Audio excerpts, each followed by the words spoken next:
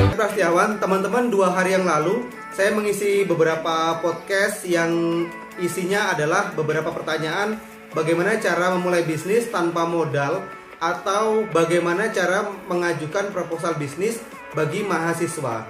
Nah, oleh karena itu saya sengaja buat video ini untuk memberikan informasi kepada teman-teman yang sekarang sedang membangun sebuah bisnis atau merencanakan sebuah bisnis tetapi masih mengalami kendala di bagian permodalan. Simak video ini sampai habis, semoga video ini bisa bermanfaat untuk teman-teman. Terima kasih.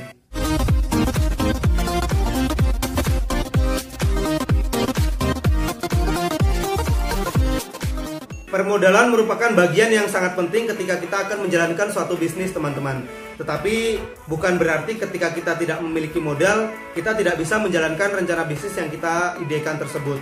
Nah, dalam video ini saya ingin berbagi tips bagaimana cara memulai bisnis tanpa modal, atau juga dalam video ini saya akan membagikan tips bagaimana cara teman-teman mendapatkan bantuan modal usaha baik dari pemerintah ataupun kampus. Bantuan permodalan ini ditujukan untuk mahasiswa yang memiliki gagasan di bidang kewirausahaan dan permodalan tersebut nominalnya bervariasi mulai dari 10 juta hingga 400 juta rupiah. Nah, apa saja bisnis tersebut dan bagaimana cara mengajukannya? Dan kita langsung saja mulai yang pertama.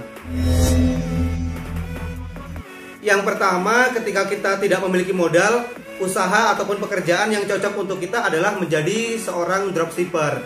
Nah, teman-teman bisa menjual produk orang lain, kemudian dijual atas nama produk teman-teman sendiri. Ini bisa sangat bermanfaat, jadi teman-teman tidak memerlukan modal.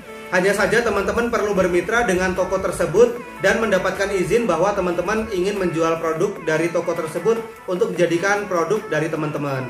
Kemudian yang kedua, jika teman-teman memiliki hobi fotografi, teman-teman bisa menjadikan bakat ini untuk mendapatkan penghasilan. Jadi teman-teman bisa mereview suatu produk, kemudian tempat wisata atau produk-produk lain yang memang dibutuhkan oleh penyedia konten ataupun perusahaan. Kemudian yang ketiga, teman-teman juga bisa menjadi penulis lepas atau seorang blogger. Nah, untuk teman-teman yang memiliki hobi di bidang menulis, mungkin ini adalah pekerjaan yang cocok ketika teman-teman tidak memiliki modal, tetapi teman-teman memiliki bakat di bidang menulis.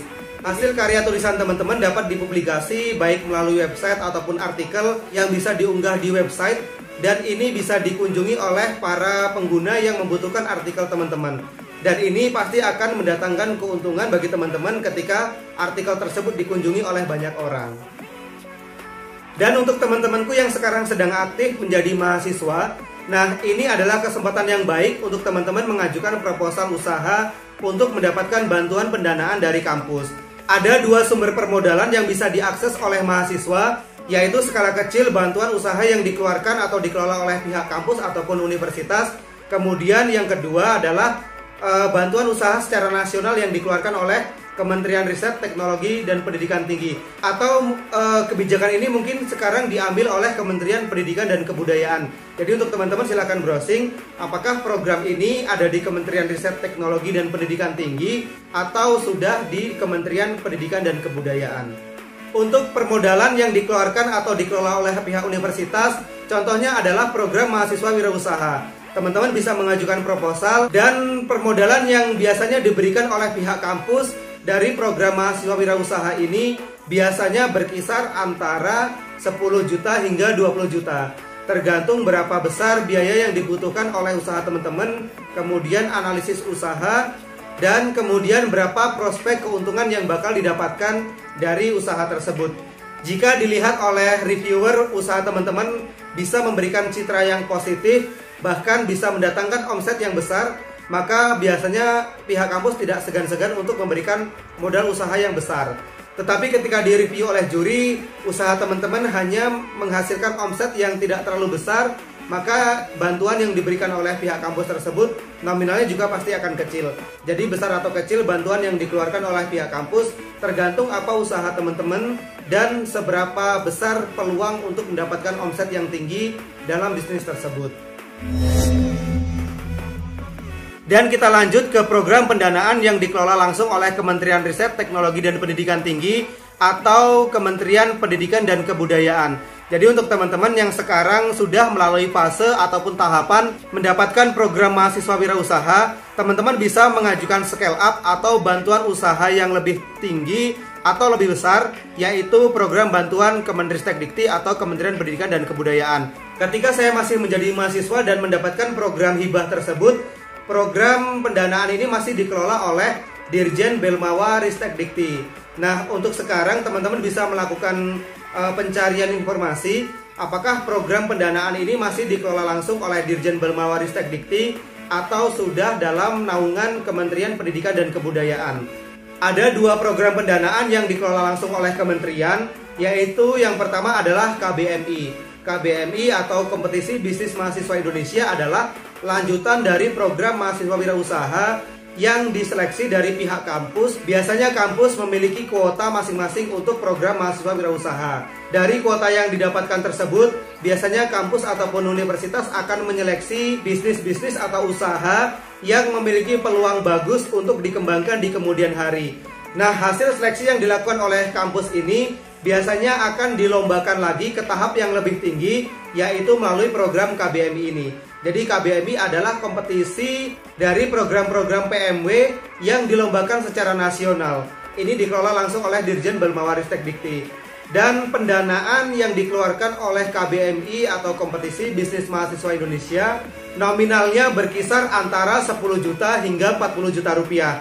Lagi-lagi ini juga kembali ke usaha yang teman-teman jalankan, bagaimana prospek kedepannya, kemudian seberapa tinggi omset yang bisa didapatkan, maka pendanaan yang tinggi juga bisa didapatkan oleh teman-teman.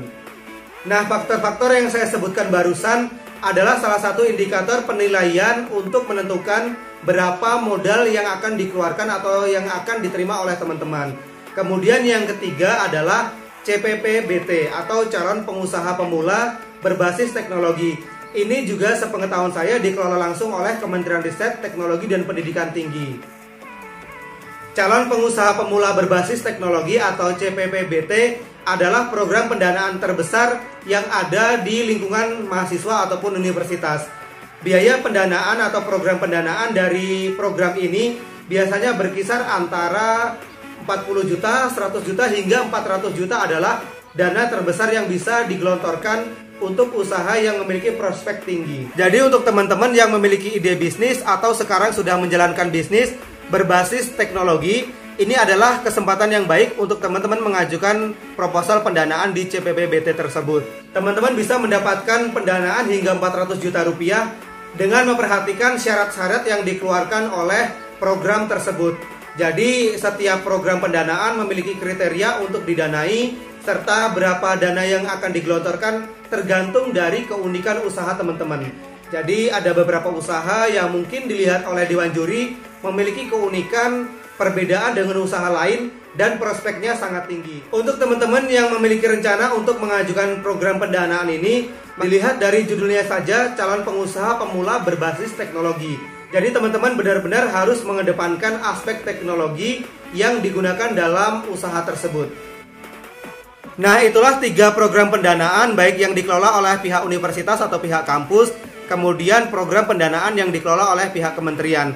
Untuk teman-teman bisa mengajukan terlebih dahulu tahap awal mengajukan program mahasiswa wirausaha, kemudian apabila dinilai usaha tersebut bisa berdampak atau bisa berjalan dengan baik dan memberikan tren yang positif atau trennya naik untuk customer, teman-teman bisa mengajukan ke tahap berikutnya baik melalui program KBMI atau program CPPBT atau calon pengusaha pemula berbasis teknologi.